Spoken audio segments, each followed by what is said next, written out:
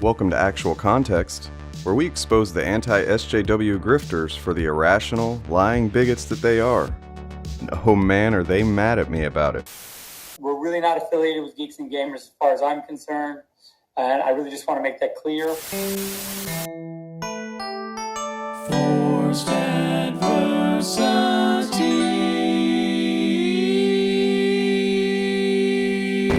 Woke agenda. Pro-SJW feminist fans of Birds of Prey. Trash, woke trash movies.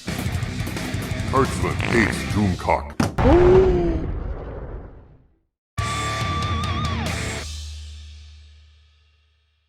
You get these guys out here, they're like, oh man, these comics, bro, they're too woke, man. They're too woke, man. They're trying to give me a message, man. And it's just like, you are aware that, like, that was what Stan Lee was doing, like, way back in the day. Yeah. Like, he was giving you the message. Agreeable grunt.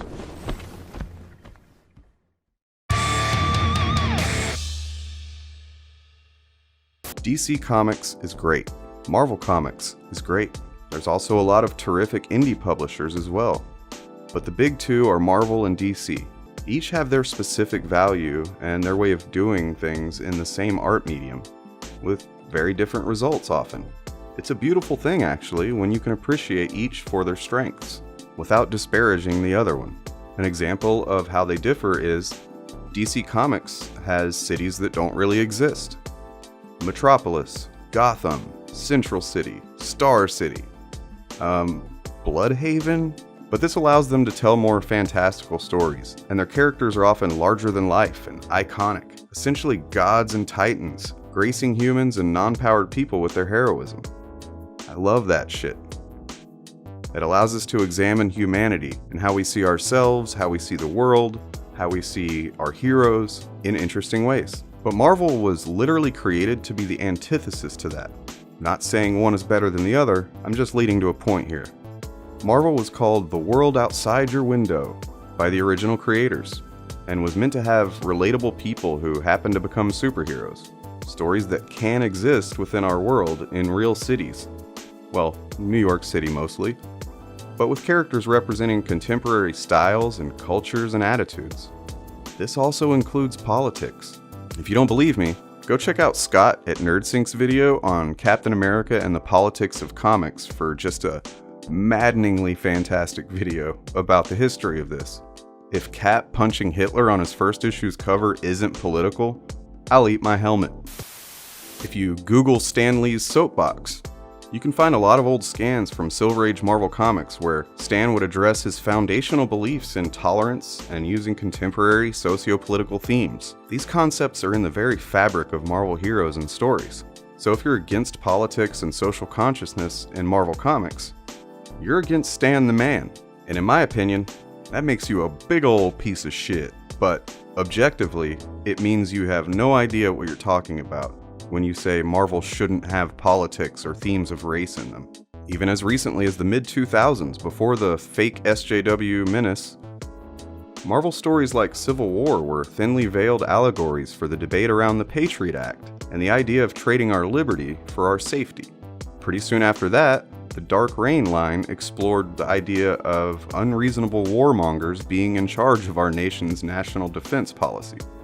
Maybe it is more prominent these days and less vague in its approach, but at the same time our culture is more politically and socially aware than it has been since the 60s or 70s. And with social media and the internet, it's probably more aware than it ever has been. It would be against the very nature of Marvel to pretend otherwise. One thing I touched on in the Watchmen video but didn't really go into too deeply is the concept of a legacy character.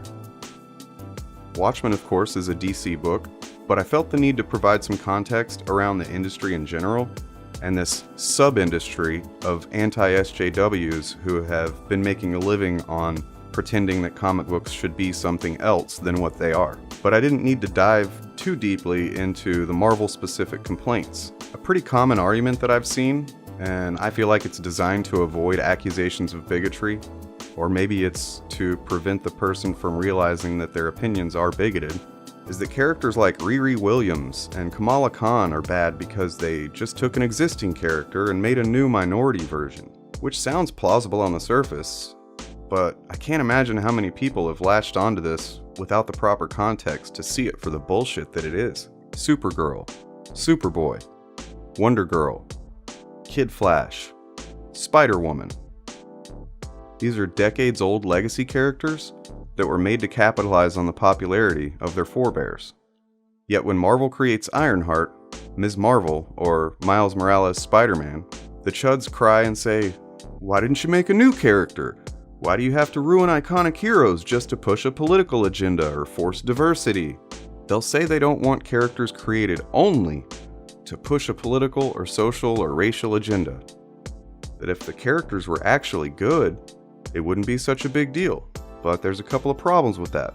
Where do they get their secret industry insider intel? How did they get their hands on the super classified Marvel executive file that says, "Create Black Girl Iron Man for political agenda"? They're projecting their bias onto the characters. That's it. They don't want to read about a black girl with armor like Iron Man. They don't even want her to exist. So they project that she was created only to attack their fragile white dude identities. Also, their claim that if the character was actually good, blah blah blah, that's their subjective interpretation. There are plenty of people who find a lot of value in these characters. They're just not made for those dudes.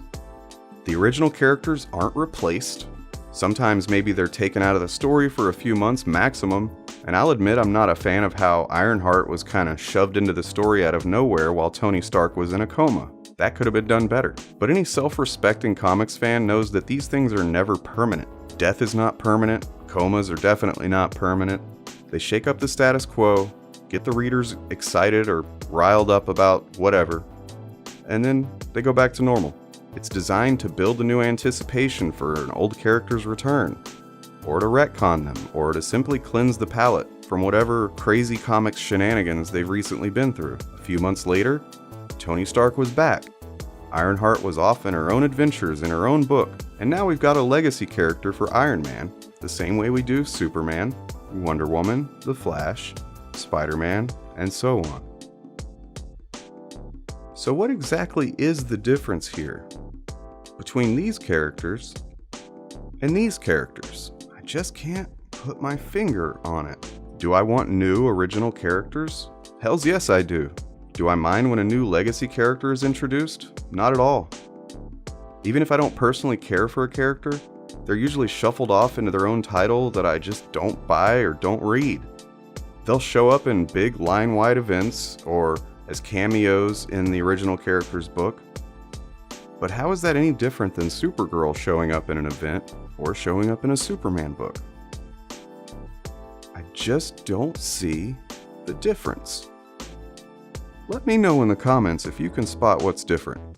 As for getting woke equals going broke, prove it. Not with an anecdotal example like the recent Terminator movie, which had beaten the franchise dead horse 3 too many times. Because like any other comic, show, or movie, some fail and some don't.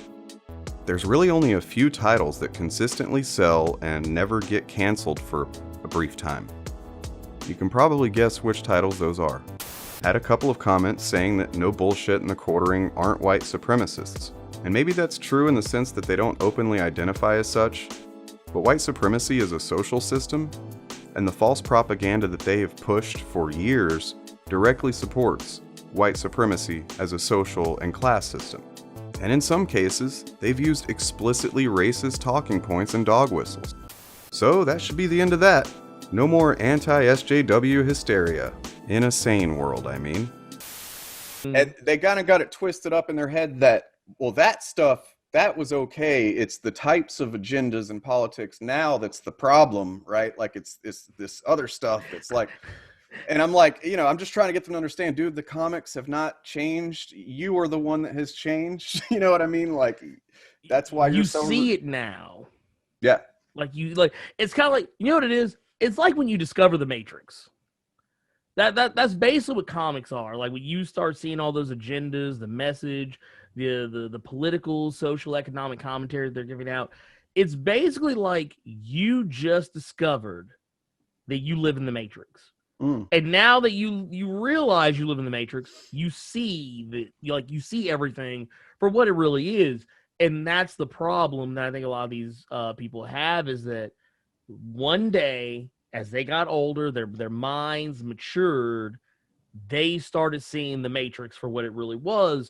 And now they think that it's everywhere because it wasn't everywhere before, but it was. It's just that it was cleverly disguised. Right. And not even really cleverly disguised. You actually go back and read some of the older stuff. It's like, oh man, dude, this was heavy-handed as all get out. Yeah.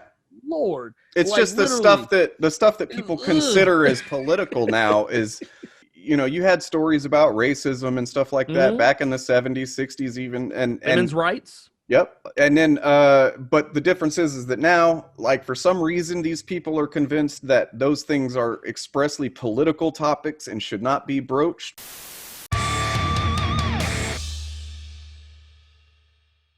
So Jeremy Hambley, also known as the Quartering, is already warming up his diarrhea hot takes about Marvel's upcoming show, She-Hulk, which will be released on Disney+. So the Quartering responded to a tweet from Quentin of Quentin Reviews regarding the She-Hulk show, and Quentin had a good take here. Apparently, when it was revealed the show would be somewhat comedic based, some dudes who have never read a She-Hulk comic had some meltdowns. Well, I can assure you, the most popular and long-running series for She-Hulk was very funny, and the covers are iconic because they were basically designed to troll readers and Marvel editors at the same time. Hell, the covers were designed to troll readers who weren't buying her book, with She-Hulk even threatening to come to your home and rip up your X-Men books if you didn't buy hers. Back then, legendary scribe John Byrne had a lot of fun with that run, which had its diehard fans, despite not usually selling as much as the X-Men. But for a couple of decades, nothing really sold as well as the X-Men. So anyone who thinks they're ruining the character or brand with humor should go check out John Byrne's run. And she also kicks a lot of ass in those issues too, which she'll certainly do in the new show. So why is the quarter pounder with heart disease so worked up? Well, that's the industry he's in. The point is to set up his financial future now and reap the rewards later on when the show comes out. This grift becomes pretty obvious when you're able to see it for what it is. So he starts now by saying he doesn't care about this show. Nobody cares about this show except to laugh at it, of course. But that's just phase 1 of the grift. He'll definitely care and get quite worked up about any and everything he can once it comes time to catch She-Hulk in the YouTube algorithm. The hate train will be plenty warmed up by then, and the foundations of the bad show narrative will already be set. The Quartering and others like him are simply planting these seeds of revenue that'll be harvested when the show debuts. And honestly, I'm not sure how anyone doesn't see this, but the guy has a lot of subs, even though he seems to get ratioed and roasted on Twitter on a near daily basis. So the Quartering's tweet casually calls the head writer of the She-Hulk show a self-important fart sniffer, which gives us a hint that the writer is either a woman, person of color, or someone who has spoken out about fan toxicity or equal representation. So then we look to who the writer is. And it's none other than Jessica Gao, who won a well-deserved Emmy for the infamous Rick and Morty episode Pickle Rick. So we've got a woman and a person of color, and someone who has spoken out about fan toxicity and equal representation. Did anybody get bingo? But why would anybody hate Pickle Rick? It's one of the best episodes of the series, and personally I was filled with pure joy when Rick was fighting the rats and turning their corpses into power armor and jetpacking out of the toilet. So what's Quarter Brain Function whining about? Why are his sycophants calling Jessica Gao a man-hating virtue signaler? Other than the fact that I've seen several anti-fans rage about the part of Pickle Rick where Rick is thoroughly lambasted for his destructive tendencies by the therapist, which of course destructive type dudes are gonna balk at, Jessica Gao also hosts a podcast called Whiting Wongs. The cleverly named podcast is co-hosted by Rick and Morty co-creator Dan Harmon, who is himself a white dude. So I guess she doesn't hate them enough to not do a podcast with one. The podcast revolves around being writers in the entertainment industry and race. All, of course, is approached from comedic angles. On their podcast, the duo has frank, writer's room discussions that go beyond angry tweets. As an example, they talk about why a movie like Ghost in the Shell would star Scarlett Johansson instead of an Asian actor, and why it's a bigger problem than it may seem on the surface. So, mark my words, right now he's feigning indifference. He's pretending he doesn't care. Nobody cares about this show, right? I assure you, a lot of people are looking forward to She-Hulk. He pretends to be apathetic, and nobody cares except to mock it, of course. But down the road, you can guarantee the Quartering's going to be making videos about how terrible this show is. Well, we've solved the mystery of the Quartering's early excitement over the She-Hulk show. It's written by an Asian woman who's known for being hilarious while at the same time speaking honestly and critically about race in the entertainment industry. She's basically everything the Quartering and his kind are against in the purest form. A confident, funny, talented female creator who dares to discuss things that don't directly benefit or cater to white men. So yeah, as much as he pretends to be indifferent, now you can set your clock to him covering it when it comes out. And not a detailed review, not a critical analysis of what he thinks the show needs to do to improve. He'll just pull his string and spout the assigned buzzwords. Woke, SJW trash, politically correct virtue signaling, so on and so on. I mean, this formula's worked really well for him for a few years, so there's no incentive for him to stop now.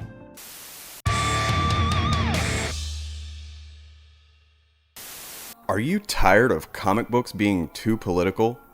Are you sick of the SJW agendas and the woke messaging that lurks behind the covers of all of your favorite Marvel titles these days? Yeah, I know how it is. Well, come with me into my time machine as we go back to when Marvel was all about fantasy and adventure and big muscly heroes in tight spandex with big muscles and big crotches and mustache twirling villains. Let's get some context. My time machine is a dryer. Come on, it's bigger on the inside. Who designs these fucking time machines? Let's start off with the Sentinel of Liberty himself.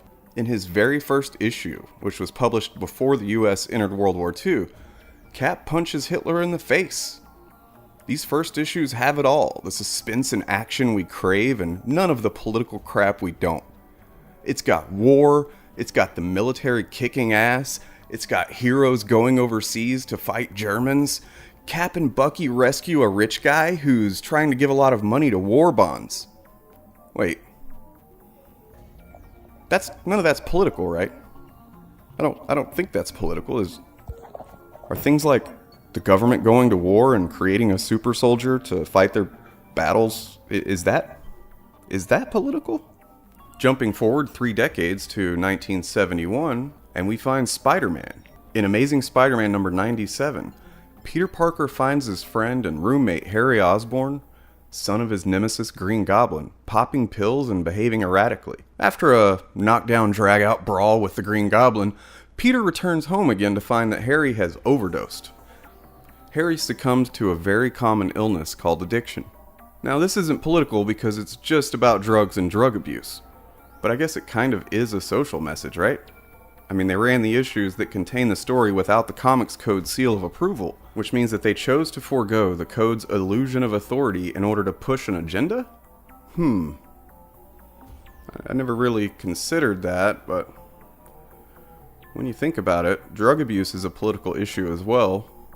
President Nixon enacted the failed war on drugs, which makes that an inherently political position. Well, this is awkward. In 1977, Howard the Duck was seeing his day in the sun. In Howard number 8, we follow Howard and his lady friend Beverly as Howard campaigns for president. Oh no. Howard meets with corporate lobbyists trying to buy his favor. He dumps unrecyclable trash on the doorstep of the corporation that produced the trash, and he announces his policy idea to allow military to buy bigger, better guns by forcing their soldiers to live in caves. It's all harmless, apolitical stuff here without an ounce of satirical commentary. Man, I miss these kinds of books. Alright, well that's one. We're gonna hit a stride, let's go. You guys ever heard of Iron Man? Genius, billionaire, playboy, philanthropist. But at one point, Tony Stark was also a raging alcoholic. Overwhelmed by the burden of being the corporate head of Stark International and the hero in the iron suit, the issue begins with Tony drinking straight from a bottle as he wonders if he should just give up being Tony to be Iron Man full-time. Eventually, Tony Stark realizes that he's putting people in real danger by operating the suit while drunk, and he hands the mantle of Iron Man over to James Rhodes, the future war machine. So what we have here is not political, it doesn't serve an agenda. Wait, is this forced diversity? It isn't a social commentary on anything except how dangerous alcoholism can be. So it is a social commentary then? Everybody saw that New Mutants movie, right?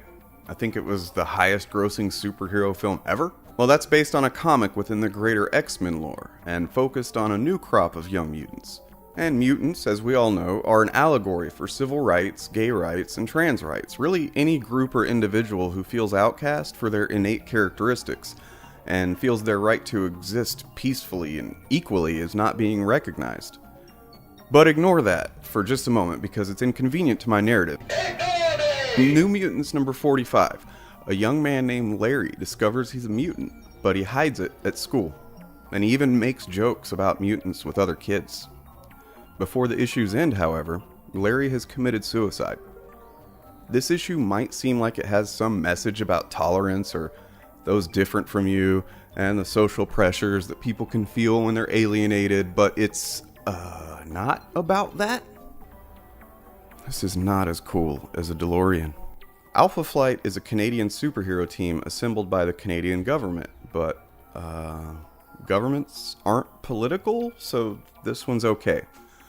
Nothing political about government, right? Especially the Canadian government. I mean, come on, what do they do? Like ride mooses and politely ask for permission to bomb children in the Middle East? Pfft, barely counts as political. Like, just a little bit. Anyway, Alpha Flight number 106 sees the badass, super fast, flying mutant named Northstar come out as gay after he adopts a baby born with AIDS. God damn it, really? You've got to be kidding me right now.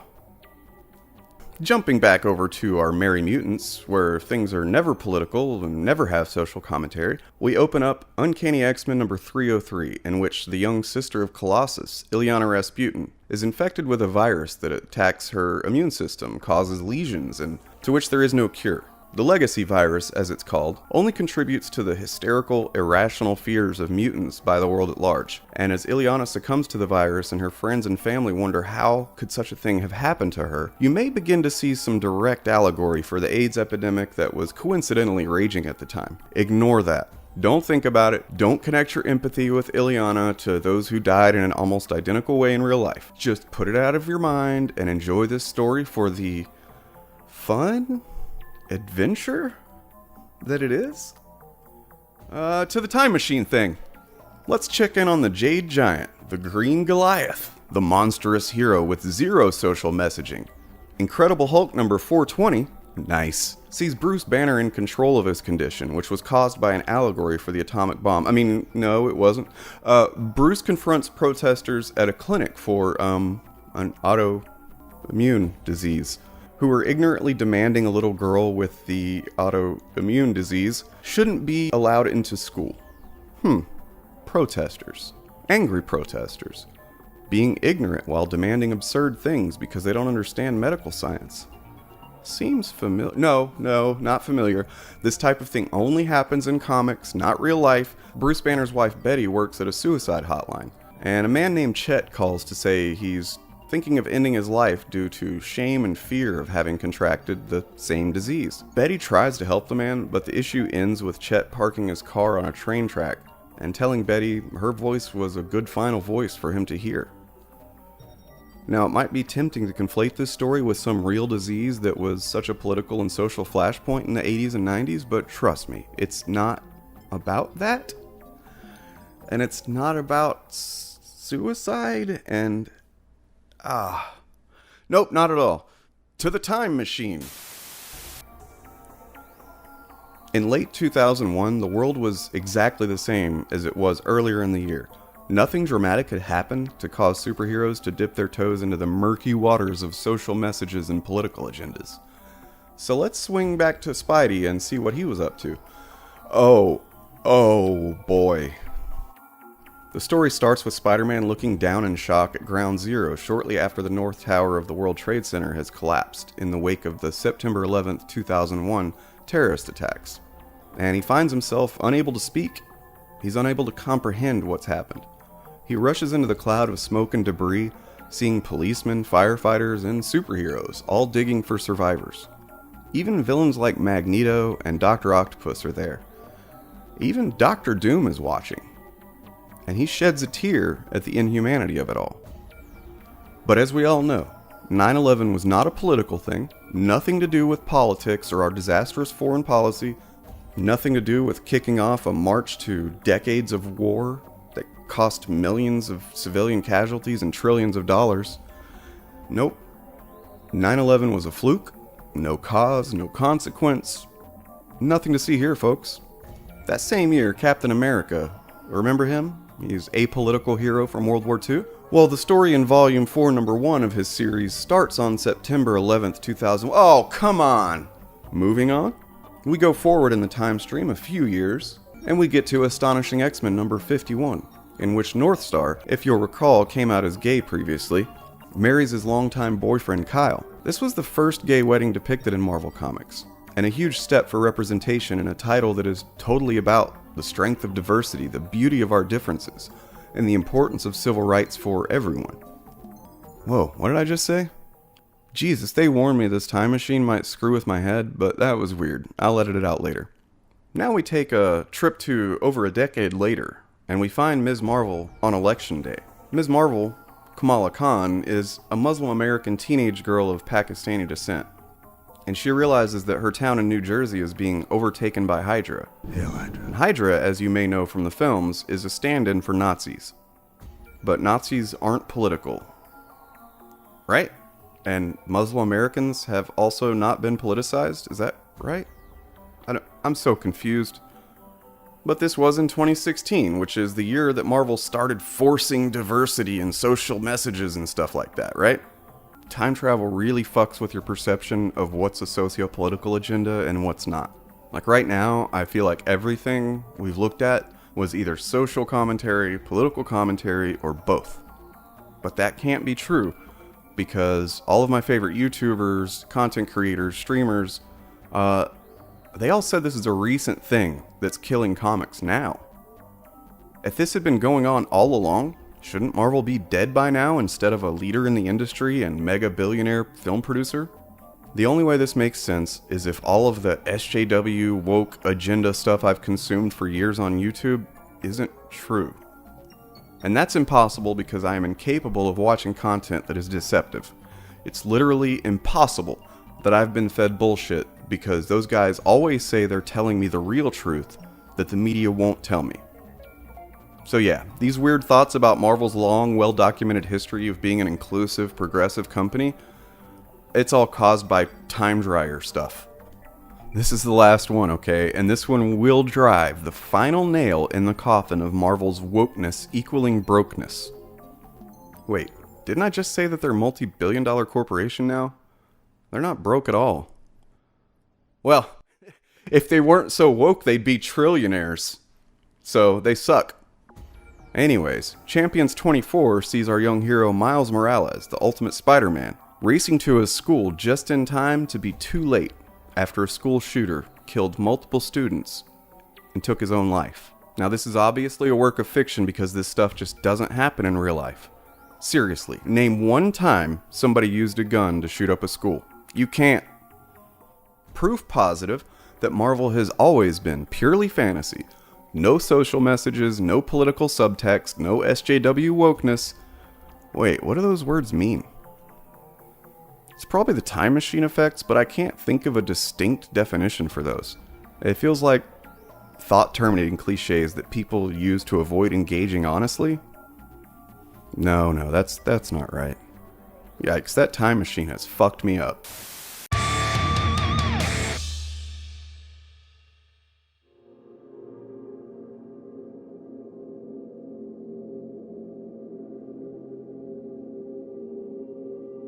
It's 2015.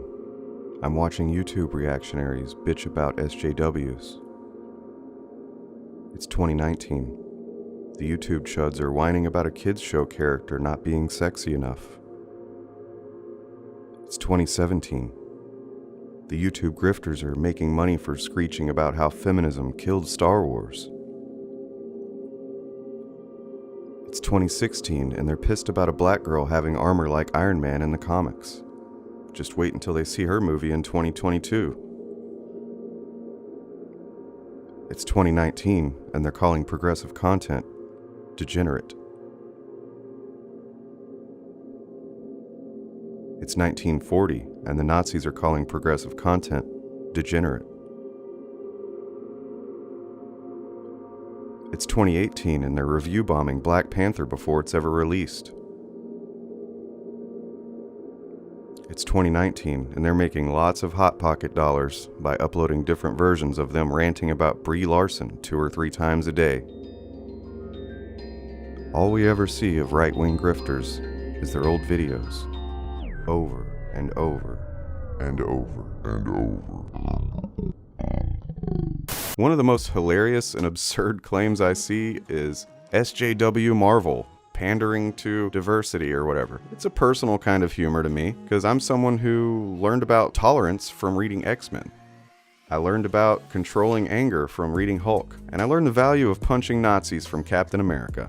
Marvel Comics has been, from its first issue, and will remain until the day it eventually shuts down, proud warriors for social justice. It's in the radioactive DNA of virtually every superhero, and even some villains, like Magneto. The reason I wear this helmet, besides it's just fun, is it's a reminder that the far right are intent upon stealing works of art which represent specific progressive ideologies, so they can pervert them to mean the exact opposite. They want the flair with none of the substance, because the substance goes against everything their YouTube algorithms have deluded them into believing. So they repeat their chud mantras, SJW, cuck, forced diversity, blah blah.